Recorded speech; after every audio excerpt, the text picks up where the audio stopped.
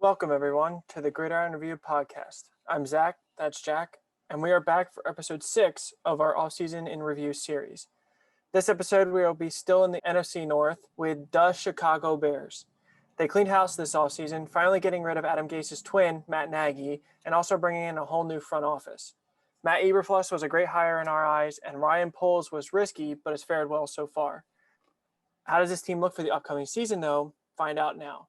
On the offensive side of the ball, this team has to build around Justin Fields, and it's hard to say that they've done all that much to help him in his second year. To start off, their losses, just to name some notable ones, backups, Andy Dalton and Nick Foles, Damian Williams, Tariq Cohen at running back, A-Rob, Jakeem Grant, Marquise Goodwin, Jimmy Graham, James Daniels, and Jason Peters, who's now about 40 years old, I think. They did not retain any of their own offensive players. In free agency, they brought in the GOAT Nathan Peterman to be the backup quarterback, along with Trevor Siemian, Darrynton Evans, and Kari Blasingame for the backfield. A bunch of dart throw receivers, Dante Pettis, Byron Pringle, Economia St. Brown, Tajay Sharp, James Oshak Hennessy at tight end, Dakota Dozier, Julian Davenport, and Sean Coleman on the line. As I stated, this is a team that needs to build around their second-year quarterback, and they didn't. And everyone is saying that after last year, Darnell Mooney is their number one receiver, and I think that only happened because A-Rob was still the name in that receiver room and was still considered the number one. So say what you want about Mooney, a lot of his targets came from not having to deal with the number one corner. And I think that he is really going to suffer this year without, who's the next threat in that room? Pettis, Pringle, St. Brown. They brought in Velus Jones, who should start right away. I don't imagine any of these veteran guys beating him out. They had a bunch of dart throw offensive linemen in the draft, as well as taking one of Zach's favorite day 3 picks, Treston Ebner, in the 6th round. And I probably have more to say defensively on this team, so I'm going to send it over to Zach to cover his guys. To Jack's note, they did not retain guys like Allen Robinson, although I doubt he would have even thought for a second to re-sign with Chicago. It's amazing that Matt Nagy was not fired earlier, and I think that's the problem that starts here. You ideally would have liked to start Justin Fields' career with a better coach, and you didn't, and it almost feels like the Jaguar situation, but it's not talked about nearly as much as being a similar situation, though in my eyes it is. It's kind of a wasted rookie year. There was that one game where they threw Fields out there and he got sacked like 9 times, and they just mishandled it horribly. They lost a ton of receivers, and they replaced a lot of them with different skill sets, except A-Rob, obviously. To Jack's point, they used Robinson as a heavy decoy for some reason because Matt Nagy. And Darnell Mooney had a crazy amount of targets. And as much as I like him, I think he's more suited as a deep threat, not a guy that's getting 140 targets or whatever crazy number he ended up with last year. I really like Velus Jones. I think he's going to start in the slot and be a kick return extraordinaire. But he's not an alpha by any means. And I think part of the problem is I don't see how you would have convinced an alpha to come here. Much like Detroit, when they hired Dan Campbell, you're going to have Eberflus prove it.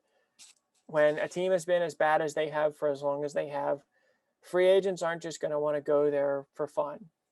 Chicago is a historical franchise, but you could have probably lured someone like DJ Chark in on that 1-year deal, but he went with Detroit. And this may be a better looking free agency for them next season if Eberflus does improve the team. But they lost a lot of pieces. And on the offense, I don't see how it's a good offense. We don't see how it's a good offense. I like Cole Kmet. I like Darnell Mooney. I like Velus Jones. But first of all, I don't have a ton of faith in Justin Fields. I wasn't a big fan of his coming out. And even then, the offensive line was not great last year. They didn't do much to help it out. And while they have a decent running back room with David Montgomery, Khalil Herbert, and Ebner, who I think is going to replace Tariq Cohen in a very similar fashion as a big pass catcher, it's just not an explosive offense. It's not going to be when you have defenses like Green Bay, like what Detroit is building, and the Vikings defense is decent, at least has a good pass rush. The Bears team is going to be in trouble all day long. and Fields is going to be running for his life. He's going to get hit a ton, and his growth is just going to be stunted horribly. That being said, there's not much to go in depth with the offense. The tight end depth is brutal beyond Kmet. Jimmy Graham and Jesse James were pretty good, 2 and 3. And now you have James O'Shaughnessy and Ryan Griffin, another journeyman. You could have taken a chance on one of the O.J. Howards of the world, or the Gerald Everetts, or not Evan Ingram for that contract. But I would have rather seen them throwing a dart at one of these young guys that hasn't worked out yet to be the number 2. And they did not. And I think you could have lured someone like O.J. Howard, and they chose not to. But that's neither here nor there. Their draft, we actually did like it. We wish they would have taken an offensive lineman. But since Jack wants to cover the defense, I'll kick it over to him. While the offense is going to be painful, the defense did take some decent steps with this draft. Defensively, you look at the losses first, and it is the entire defensive front. You lost Bilal Nichols, Akeem Hicks, Eddie Goldman. You traded Khalil Mack for a second round and a 6th-round pick. In the next level, Danny Trevathan, Christian Jones, Alec Ogletree are guys that made up the significant linebacker 2 snaps next to Roquan. And luckily in the secondary, the only starter that you lost was Tayshaun Gibson. Defensively, the only person they retained was DeAndre Houston Carson, who is actually like a special teams ace for them. So that really doesn't do much for the defense. And then their free agent pickups start with Justin Jones up front and Al Qadin Muhammad from Indy. And in the second level, Nicholas Morrow, Matthew Adams, who came with Eberflus from Indianapolis, but he's another special teams guy, and Tavon Young, the nickelback from Baltimore. The only guy that stayed on this front was Robert Quinn, who had, I believe, 18 and a half sacks last year. But look at all the names that I listed off in the losses: Nichols, Hicks, Goldman, Mack. I can't imagine that Robert Quinn is going to carry this front by himself. And they took an edge player out of Miami, Ohio in the 5th round, Dominique Robinson, who Zach knows more about. So I'll give that to him. He's a converted, real quick, I'll just finish. He's a converted quarterback. He has not been playing the position long.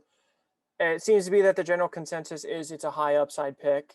And much like when they took, cannot remember his name, they took an edge player last year in like the 5th round, and he was a lot of upside, but obviously fell. Robinson could become a meaningful pass rusher, but beyond that, yeah, you can continue on. He's not going to help Robert Quinn in right now.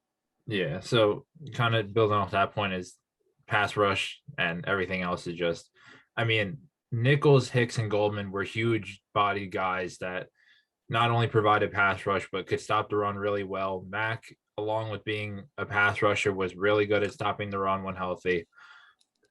It's just hard to see where, this defense up front is able to continue the success that they had. And Eberflus is obviously going to need a couple years to build this team back up, but I just wonder what he's going to do this year, because if he's calling the defense, it's really going to be, was it him in Indy? Was it what he had? And the only thing I can say for this team is that they did build up the secondary pretty nicely. Jalen Johnson is one of the best young corners in the game. And Cooper Kupp actually the other day in an interview said that he gave him the most problems this year. And I think that guy knows what he's talking about, just a little bit. But in the 2nd round of the draft, they had 2 early picks. They took Kyler Gordon out of Washington, who I was shocked fell to the 2nd round. He is a super physical corner in the run game and is probably slightly above average in coverage. He comes from a Washington team that plays a lot of zone, although he definitely played better man than McDuffie. Don't know, where he stands in terms of upside and compared to McDuffie, but it was a really good pick at 39. And then they took Jaquan Brisker at 48. Brisker went probably right around where I would have had him. I did not think he was a 1st-round safety, but he's a nice box safety, good in coverage, could work on his tackling a little bit, but when you're working next to Eddie Jackson, I'm sure that'll come with time.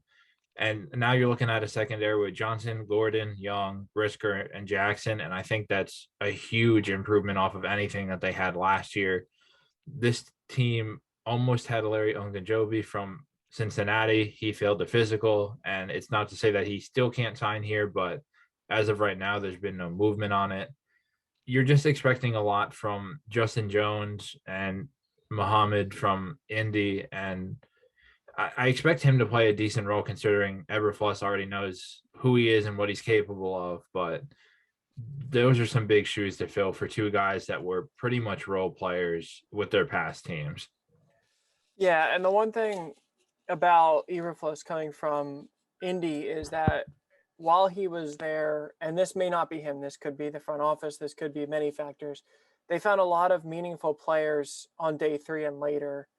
You know, their starting safety, Kari Willis, Rock Sin, players like that that provide meaningful play. And you hope that that was Eberflus and that he has a knack for finding talent later, and a 7th rounder like Elijah Hicks could end up being a meaningful contributor. That would be great. And I guess we'll find out. It'll probably take a couple seasons to see whether he's just that good at identifying defensive talent all throughout the board.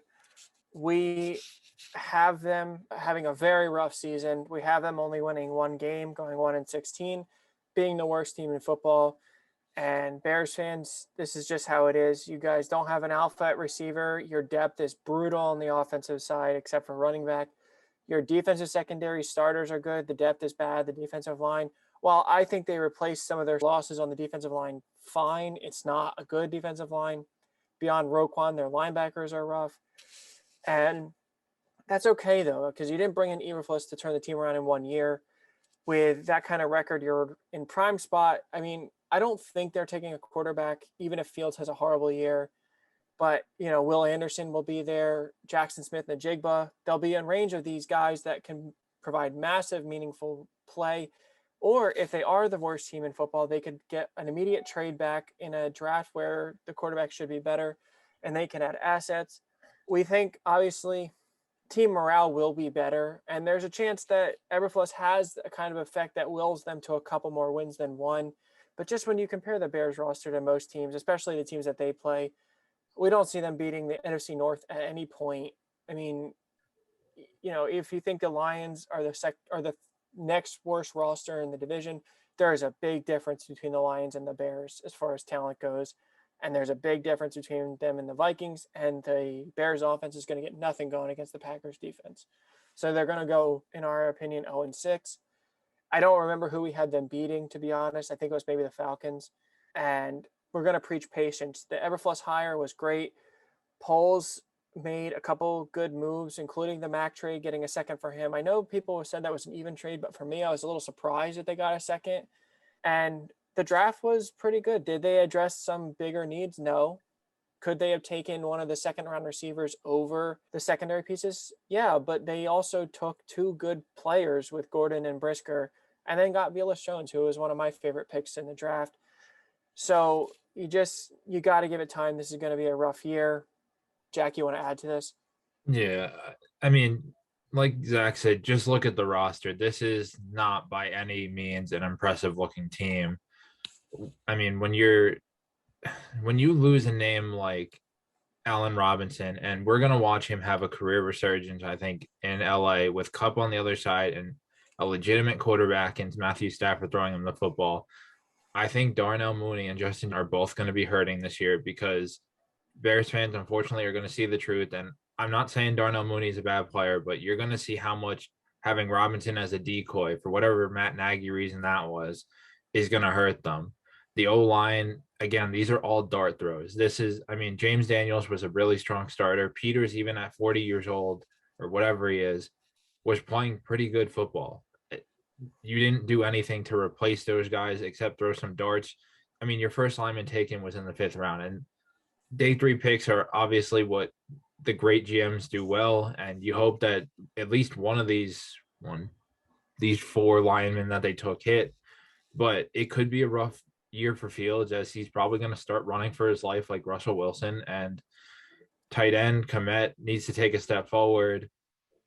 David Montgomery, and I think the running backs will be okay. They'll probably lead the team. And defensively, it's a downgrade on the line. Robert Quinn, who knows? Like I said, it could be a major regression for him without having some help up front with him.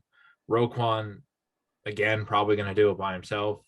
Your only hope right now is that your secondary somehow keeps you afloat. And hope that these young guys can step up. That's all we have for the Bears. Keep an eye out for the Vikings coming out tomorrow, and we look to see you back there.